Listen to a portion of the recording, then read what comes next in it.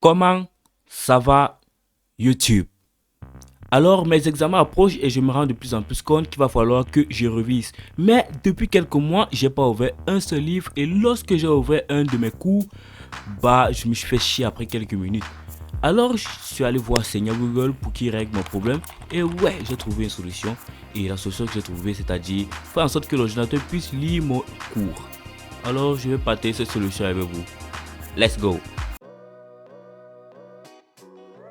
Tout d'abord, vous devez être certain d'avoir installé Python dans votre machine pour pouvoir travailler. Puis, vous pouvez choisir l'IDE de votre choix, mais dans cette vidéo, je travaillerai avec PyCharm Community puisque lui, il est gratuit. Une fois cela fait, vous allez créer un nouveau projet et vous allez ouvrir votre terminal et taper ces deux commandes pip install pytts-3 qui vont nous aider à travailler avec le micro, c'est-à-dire lire des textes, etc., etc. Bon, j'avais fait une vidéo dessus. Vous pourrez la regarder si vous voulez plus de détails. Et aussi, on va travailler avec le module PyPDF2 qui va nous aider à travailler avec les PDF. Ok, tout d'abord, vous allez faire un import PyTT-X3, c'est-à-dire le module qui va nous permettre de parler en fait. Et vous allez donner un alias, vous allez mettre PyT. Bien, vous pouvez ne pas le mettre d'alias, moi c'est pour simplifier la tâche. Et puis, vous allez déclarer une variable, vous pouvez l'appeler comme vous voulez. Moi, je l'appelle speaker, c'est-à-dire parleur. Mon anglais est nul, c'est. Et vous allez dire speaker et pitch égale à pitch.init. Là, c'est pour initialiser, rien de très compliqué. Puis, vous allez venir là. Vous allez dire speaker.c, c'est-à-dire dit quelque chose par l'heure. Speaker.c. Et vous allez dire hello world comme tout programme. Et là, ce que vous allez faire, c'est speaker.run and wait. Je ne sais pas à quoi ça sert, mais dans la documentation, on a mis cela. Et vous allez exécuter, vous allez voir. Là, ça dit hello world avec un accent un peu anglais moche. Maintenant, ce qu'on va faire, c'est mettre bonjour tout le monde, c'est-à-dire avec la voix française. C'est une phrase française, je crois bien. Alors, bonjour tout le monde. Vous voyez que l'accent est bien mieux. Maintenant, ce qu'on va faire, c'est lire des PDF qui sont en français et parfois lire des PDF qui sont en anglais, pourquoi pas. Maintenant, je vais vous montrer comment changer de voix. C'est très facile. Qu'est-ce que vous voulez dire? Alors, ce que vous avez fait, c'est déclarer une variable qui va s'appeler voice. Vous pouvez l'appeler comme vous voulez, mais moi, je l'appelle voice. Et dans cette variable, vous allez récupérer la propriété de la voix en français et la propriété de la voix en anglais. Vous allez faire speaker.getProperty et dans ce getProperty, ça prend en paramètre les voix, c'est-à-dire voice. Et speaker.getProperty va nous retourner un tableau et on va nous prendre l'index 0. C'est l'index de la voix française et 1 c'est l'index de la voix anglaise, autant pour moi. Là, vous tapez 1 pour récupérer l'index de la voix anglaise, autant pour encore. Et puis vous allez attribuer dans cette voix à votre programme. Vous allez donc dire speaker.setProperty, c'est-à-dire on attribue cette voix de voice. Et vous allez donc dire voice ID, voice.id.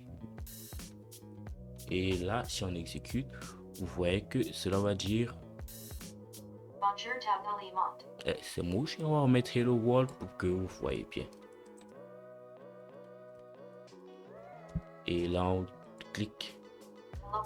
Ouais, que l'accent est bien mieux. Mais c'est un peu rapide à mon goût, puisque si on veut se coucher, se prélasser, on doit un peu diminuer la vitesse de la voix. Bon, ce qu'on va faire, c'est très simple. On va donc déclarer comme on a fait pour changer la voix, une variable s'appelle voice rate, vous pouvez l'appeler comme vous voulez. Voice rate, donc ce sera la vitesse, on va mettre par défaut 140 pour dire ok. On veut changer là, on veut diminuer la vitesse de ta voix de 140.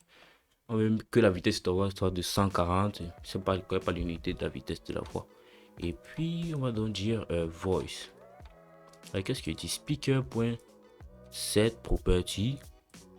Et si vous allez mettre rate, vous allez donc dire voice rate.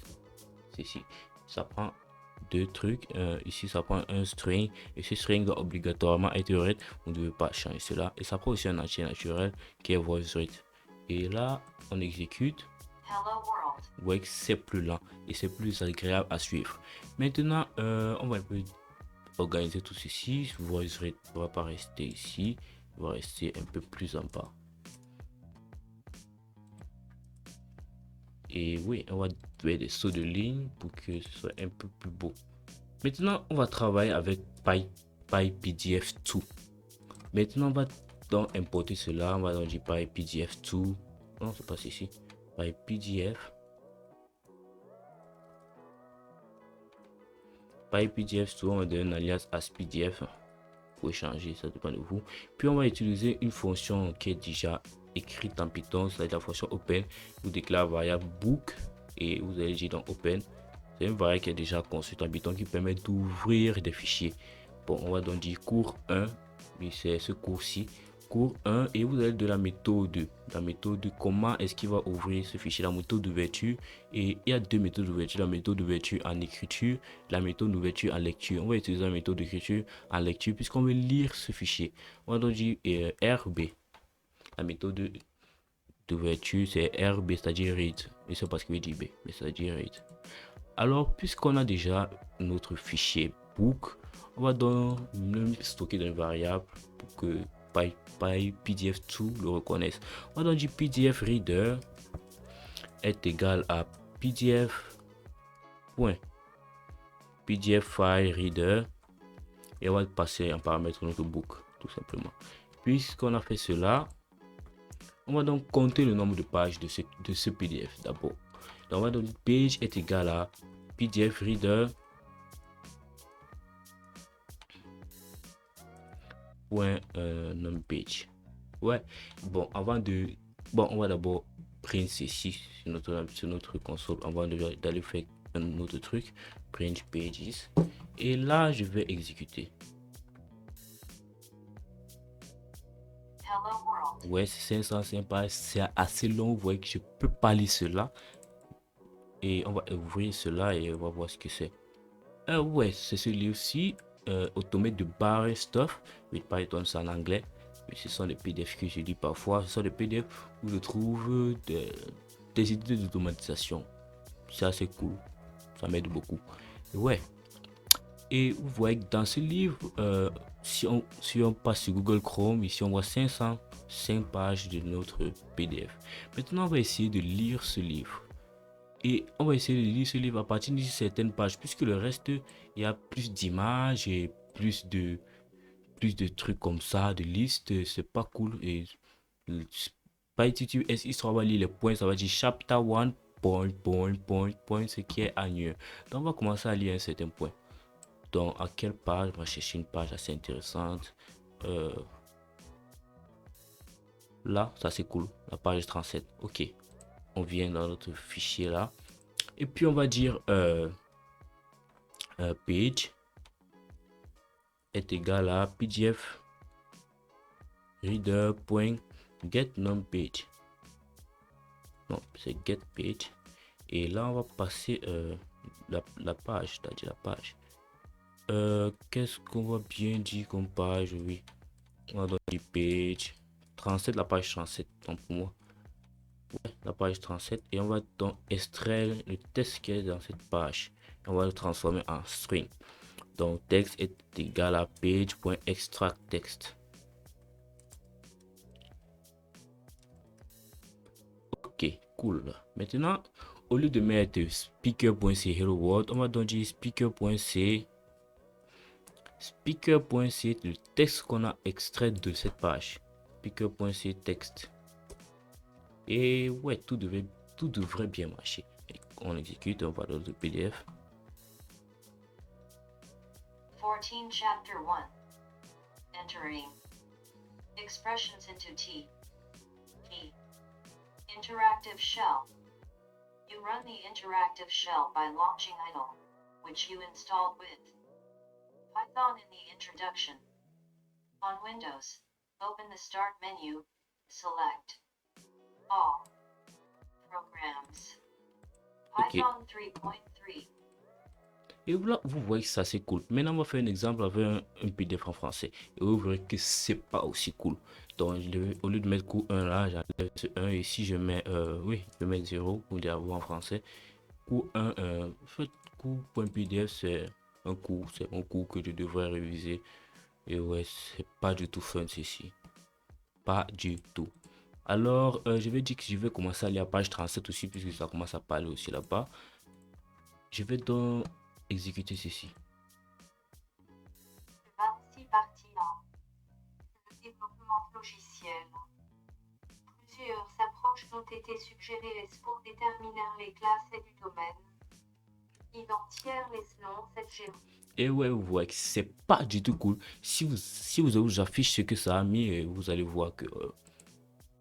allez, je mets print de texte.